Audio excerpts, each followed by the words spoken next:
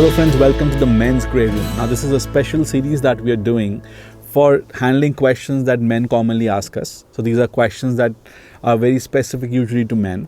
And it's a grey room because we are answering those grey questions because they don't have answers in black and white. So we are answering them based on our own research, our experience and what the literature typically says. So the question that we are handling today is how men should clean their intimate parts. Now this is important for two reasons. One is that you want to be clean and healthy. And secondly, you want your partner to also feel confident, especially in those intimate moments. So let's answer this by first understanding what the intimate parts of a man are. So there's a scrotum and there's the penis. The scrotum holds our testis and the penis basically again has three parts. One is the root from where the penis is attached to the body or the tummy. And then we have the shaft and then we have the front part or the glans, or sometimes we call it the head of the penis. And depending on whether you are circumcised or uncircumcised, you may or may not have a foreskin. Now, whether you should have a foreskin or not, that's another video. So let's move ahead. We'll talk about three common scenarios where we are handling the penis and the intimate parts. So one of them is when you are taking a bath. The second is when you're passing urine. And the third is when you're getting intimate with your partner. So let's first talk about the first part, which is when you're taking a bath. So when you're taking a bath, you have to pull the foreskin back. You have to pour water over the glands and try to rub the glands well so that all the dead skin can be removed.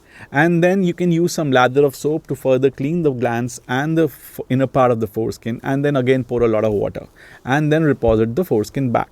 Now some patients, they would have a lot of sensitivity issues with the glands. So for them what we advise is again to keep pulling the foreskin back, putting some hot or cold water and gradually acclimatizing the glands to the exterior or to the environment. The second situation where we are handling our penis is when we are passing urine. So when you're passing urine, if you have a foreskin, then please do pull the foreskin back, pass the urine, let the bladder empty itself, especially that urine which remains in the urine pipe, which we call the urethra. Sometimes it can dribble later and it can stay inside between the glands and the foreskin, and it can cause some irritation or problems in the glands.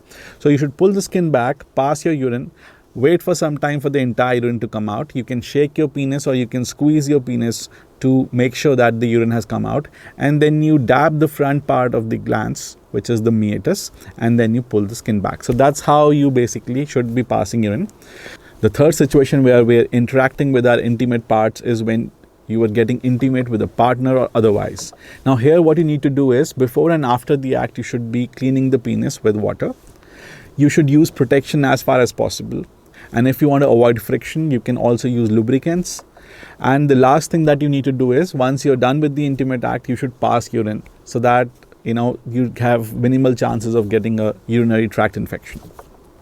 So some of the general tips apart from these are to avoid any antiseptics such as those having iodine or chlorhexidine to keep cleanliness in the genital parts. You don't really need to do any of that. Just lather of soap and water is good enough. Avoid using any cosmetic products in this area. If possible, you should keep the pubic hair trimmed. That can be very helpful in keeping the area clean.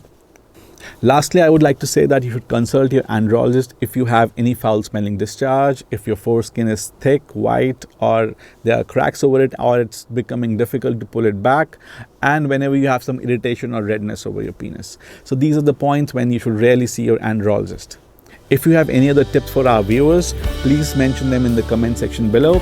And if you have any questions for us, we'll be happy to help.